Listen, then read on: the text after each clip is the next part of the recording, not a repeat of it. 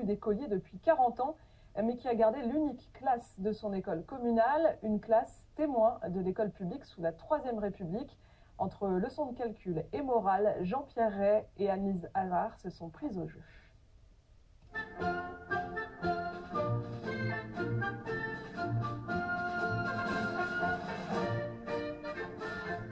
Quand on pénètre dans la classe de cette école communale, on est saisi par l'atmosphère. Ici, le temps s'est arrêté. Une plongée dans l'entre-deux-guerres, tout est resté en place. On a l'impression que les élèves vont arriver. La dernière leçon de calcul est restée sur ce tableau noir. Problème numéro 1, un ouvrier dépense en moyenne 10 centimes de tabac, 15 centimes d'eau de vie et 35 centimes de café par jour. Il faut trouver ce qu'il dépense inutilement par mois. Allez, on va voir si vous êtes toujours aussi bon en calcul mental. Vous avez jusqu'à la fin de ce reportage pour trouver la réponse. Bon, alors on va commencer la dictée.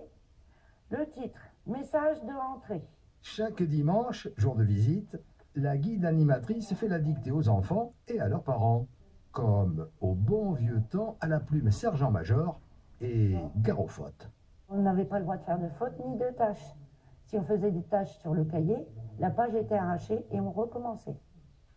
Et à l'époque, ça ne rigolait pas. Il fallait absolument réussir à conforter les connaissances et réussir à écrire sans faute. C'était une des obligations de l'école. Des écoles qui n'avaient pas encore le chauffage central.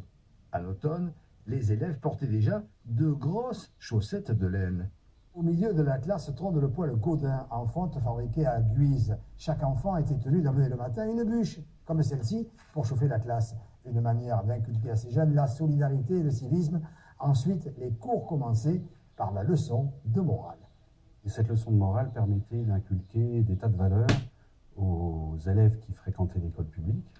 Alors les valeurs telles que l'honnêteté, la probité, la loyauté envers la République. Des élèves assidus. À 14 ans, les meilleurs étaient présentés au certificat d'études primaires. Il fallait être bon en français, mais aussi en calcul. Et vous? J'espère que vous avez trouvé la solution au problème. Il s'agissait bien évidemment de 18 francs, bien sûr, pas euros. Et si par hasard vous aviez fait une erreur, voici ce qui vous serait arrivé à l'époque. Aïe! Et on passe à présent à la suite.